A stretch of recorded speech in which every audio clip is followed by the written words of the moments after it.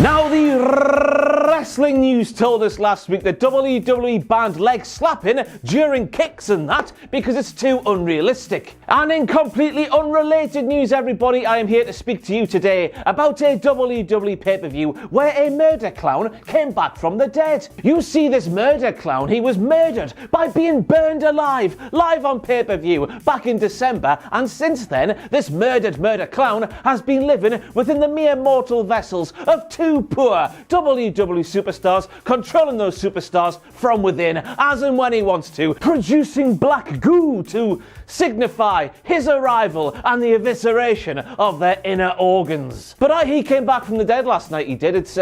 It's realistic, aye. But I tell you what, everybody, Fastlane by name, Fastlane by nature. The first half of that show last night, it went by quicker than Shane McMahon going down a slip and slide. You've got the water there, but in his sweat, it's like bloody lube. But ultimately, Fastlane 2021 was a show of two halves, in my opinion. The first half, it didn't do much for me. In fact, it felt a bit rushed, but the second half, maybe a Lex from Randy aside, I thought it was fantastic. Fastlane 2021 was a bloody solid pay-per-view event in the world of professional wrestling. But I am Ross Woodell from Cultaholic Wrestling. Thank you for tuning into this bollocks once again. Intro, man.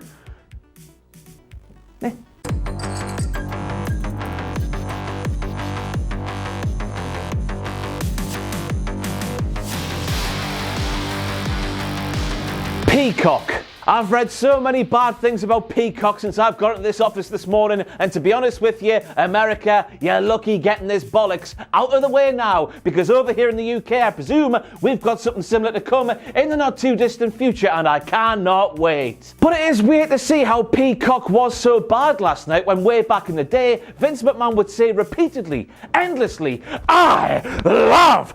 But now we go all the way back to the start of the Kickoff show, and we have a direct quote from one Jerry Lawler who said to Kayla Braxton, "Hey now, Kayla Braxton, let me introduce you and tell everyone how awesome you look tonight." That's right, everybody, that's Jerry Lawler flirting with a 27-year-old Kayla Braxton. And I'm only making this a WTF moment because, as we all know, way back in the day, AJ Lee told us that 27-year-olds, they're way too old for Jerry Lawler. Oh, a sweaty cookie. Oh, the brawny cookie. Oh, the Fastlane cookie. Match on, match off, match back on, then off again. What a weird week it has been for that match right there. So coming out of Monday Night Raw, it was on. Then later in the week, it was off. Then during SmackDown, it was back on. Saturday morning, it was still on. Saturday afternoon, it was off. Then Sunday evening, it was back on. And now they need to make a Netflix documentary about that load of bollocks there, surely. And now we have a direct quote from Daddy Drew McIntyre himself when he said, "If Sheamus wants to see just how deep my brutality can go, that's fine by me." So as we all know, Vince McMahon's body would have already been very red and very sweaty upon the prospect of imagining those two big sweaty men bash the poo out of each other. But after Daddy Drew McIntyre promised to go deep, somebody check Vince's pulse, will you? Also, that's Drew McIntyre as well. Nothing else to be said here. That's Daddy Drew McIntyre. I just look at him today and I fail to believe he was ever young and small.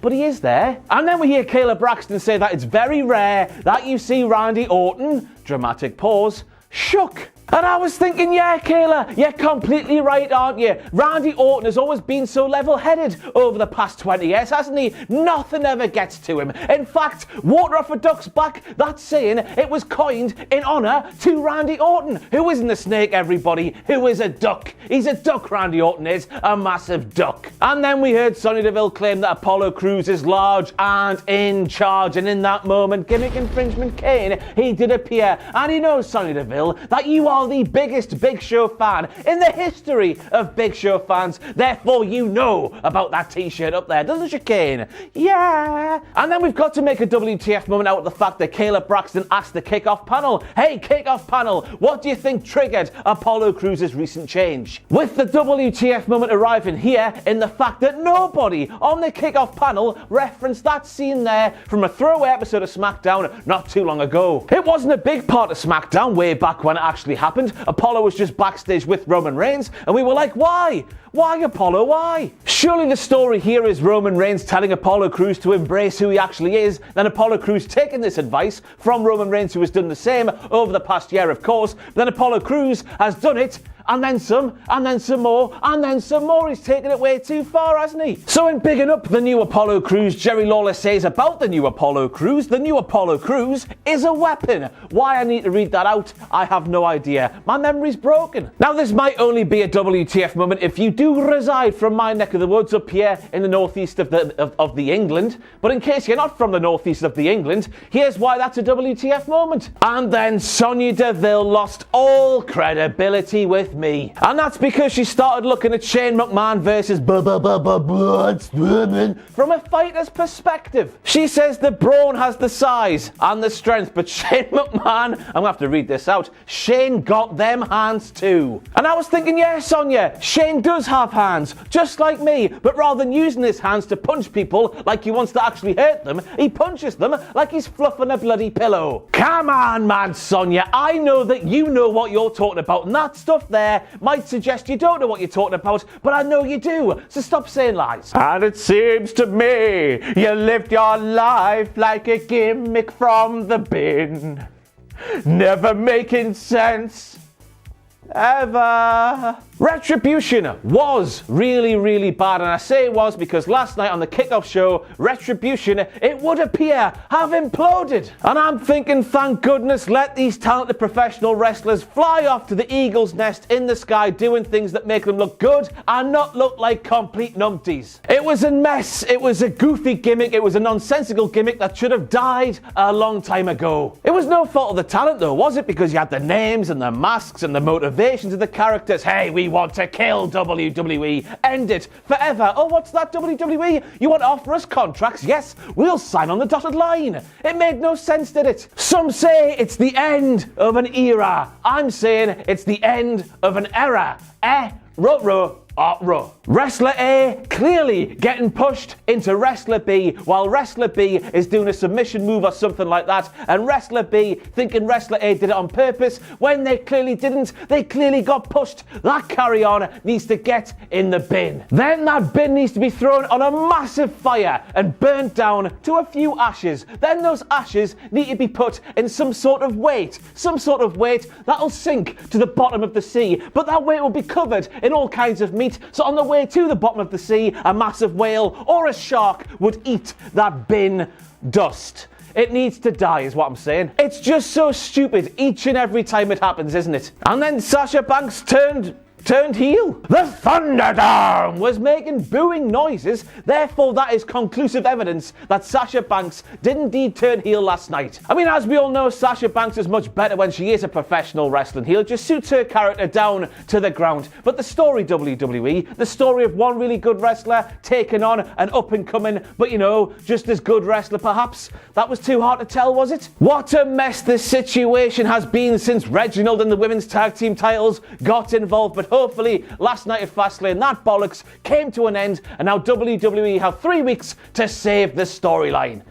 Bloody hell. And then we get to the finish of that Intercontinental Championship match, and I guess, looking very closely there, just before referee Jess's hand comes down for the 3, Big E bridges, his shoulder is kind of off the mat, I've got no idea. But what I do know is that Apollo Crews looks like a bit of a cook, doesn't he? The new gimmick, the new presence, the new promo, the new everything, but still, he comes up short when it matters most. I think I saw somewhere online saying it was the 6th time that Apollo Crews has failed to capture the Intercontinental Championship, and bloody hell, thank goodness he attacked Big E after that final bell. Because at least now it looks like this feud is going to continue all the way through to WrestleMania, where maybe Apollo Crews will finally get the big one. And if he doesn't, he might as well be renamed Captain Cook. Not like the pirate ship man, Captain Cook, but Captain C-U-C-K, the leader of all the cooks in the world ever. Now, gimmick infringement, K needs to pull up old Joseph Average right there for, first of all, potentially infringing on the gimmick of Average Joe's gym. Or is it Mr. Rogers? I've got no idea. Gimmick infringement, Ken, I'll leave that one up to you at home. But then, after a very thorough investigation where I used my eyes, I realised that is Eric Bugenhagen.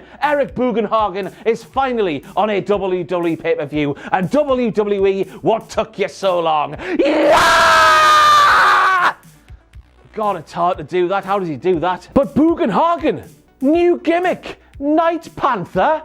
And I get it, everybody. I get it. I'm sorry about that screen, by the way, but I do get it. Cards subject to change in WWE. But WWE advertising one thing in the mess that's been all this week long, but then just putting on something else, that needs to get in the bin. Even when it fits the narrative of Colonel McSweaty Bollocks actually being terrified to do the wrestles with Braun Strowman. That sort of practice, though, I'm thinking back to when John Cena was advertised for the Royal Rumble. We go to the start of the Kickoff show, then whoops, John Cena's not going to be here tonight, everybody, and Adam Pacitti cried. That sort of practice needs to get in the bin, with Wrestler A thinking Wrestler B ruined their move on purpose when they clearly did not die in the belly of a massive fish in the sea after being turned into ashes. That's all I'm asking. And then we learn via Maggle Cole that Seth Rollins called Shinsuke Nakamura an ignoramus, guys. Aren't the long words so cool? They're more cool than the short words because they are longer. Or if Seth Rollins himself said it, everybody, hey Shinsuke Nakamura, you're an ignoramus. Look at my nice clothes. I'm not very good at impressions, but never mind that, because gimmick infringement, Kane is back to let me know that when a professional wrestler is inside the professional wrestling ring and that professional wrestler is using the word ignoramus, it belongs to that man there, who could well be Seth Rollins' dad. He's Drew Dabba-dee Dabba-die, Dabba-dee Dabba-die, Dabba-dee Dabba-die. But it's Eiffel 65, but really ingeniously, I've replaced the word blue with Drew because they rhyme. But it does make you wonder, everybody, does a blue Drew eat a blue chew? But then Sheamus walked out and he didn't have his face paint, even though he would only need to buy the orange and the green stuff, because the white in the middle, it's already done. You lazy bastard, Sheamus. How dare you? What about me? What about Sheamus? Said Sheamus. Well, you're not raving, so nobody cares about you, Sheamus. Not my words, by the way, but the words of gimmick infringement Kane, who was appearing in this video a hell of a lot today, isn't he? You're like Daniel Bryan. I'm like Edge, and you're stealing my spotlight, therefore just being like Edge, and this being Daniel Bryan. Spear! And at this time, my heart goes out to the people who were on the screens that Sheamus went through inside the Thunderdome. I presume they must have been booted out of the Thunderdome because, you know, their screens didn't exist anymore. And what a horrible way to go, with Daddy Drew McIntyre being a bit of a bastard and not thinking about the fans, eh? What a prick. Now, obviously, I understand that selling is very important in professional wrestling. But it turns out that posing is so much more important to Daddy Drew McIntyre that he's willing to kill himself just to do the thing he does on the ropes. He went up the turnbuckles once, he went, oof, me back, I need to get down and have a breather. Then he had to sort of psych himself up. Oh, I can do this pose, so I can. Let's go up the top. And I don't know about you at home, but I just thought that was a little bit weird. Daddy Drew, man, think about your health. So then we have Tom Phillips face fornicating the poo out of a line on WWE commentary when he was speaking about Alexa Bliss. Things happen with Alexa Bliss because of her that we can't explain, Tom Phillips said. And I was thinking, yeah, Tom Phillips, it's all because of Alexa Bliss, isn't it? Let's forget about the massive detail that is the murder clown, the essence of which lives inside of her. You go all the way back to 2015, 2016, 2017, 2018, the bog standard Alexa Bliss.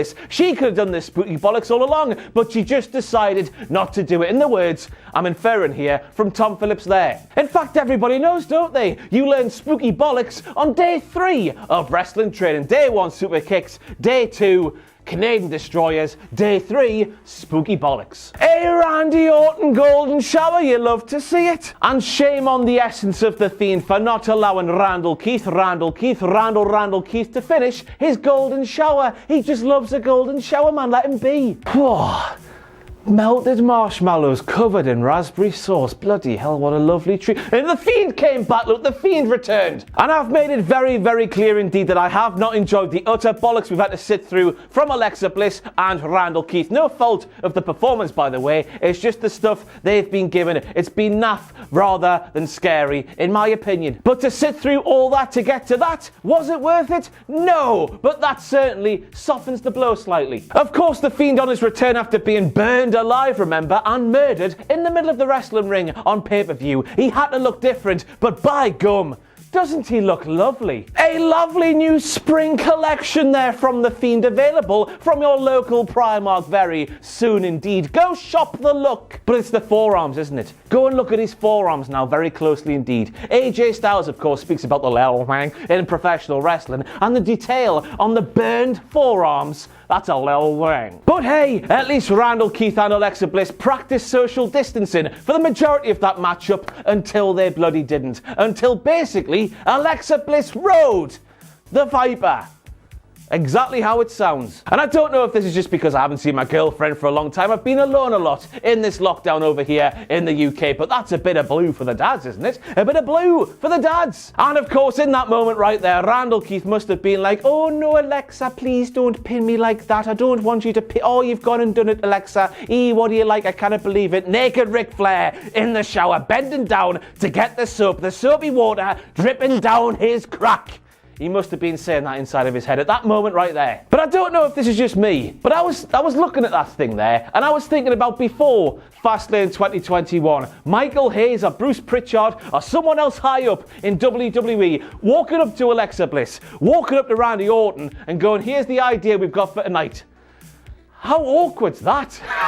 Roman Reigns, I know you don't watch this, nobody does these days. Thank you to the people who still do, but by and large, nobody does these days. But before it's too late, get a restraining order put on Paul Heyman, please. I'm telling you, Roman, you're going to be sat backstage in the Thunderdome during some sort of SmackDown, looking very smouldering, very good looking. You'll be sipping on your muscle juice or whatever you drink to make yourself look like you do. Next second, boof, you'll be asleep. Then the next second, you'll wake up, you'll be tied up in Paul Heyman's basement. Paul Heyman will be looking at you going, Reinsing, it's a pun that works okay. That's what Paul will be saying to you. So get the restraining order in. My hair's a bloody mess before it's too late, Roman. And I don't know about you at home, but I always thought that special enforcers in a WWE match, they just patrol the ringside area, don't they? They don't replace the actual referee in the match when Daniel Bryan hoops him in the face with an knee, do they? I don't know why I'm even making this a WTF moment. One thing I've learned over the past 5 years of doing this bollocks is that WWE makes up some bollocks when it suits their narrative the best. But then I was thinking when Jey Uso got involved and Jey Uso kicked Edge in the back of the head because Edge was in the ring doing the referee stuff, I was thinking if a second referee came down as they normally do, I think they normally do, way back in the day, they normally did that, didn't they? Edge could have been patrolling the ringside area like a special guest enforcer, and he could have stopped Jey Uso getting in the ring like a special enforcer would have. And then after Roman Reigns clearly tapped out the massive softie, a huge WTF moment to end this Fastlane WTF Moments video, I'm sure you will agree. Edge then went berserk. What the hell was that? Because after Daniel Bryan hit Edge with a chair by mistake, Edge went radio rental and twatted everybody upside the head with a steel chair because he's sick of Daniel Bryan trying to steal his moment.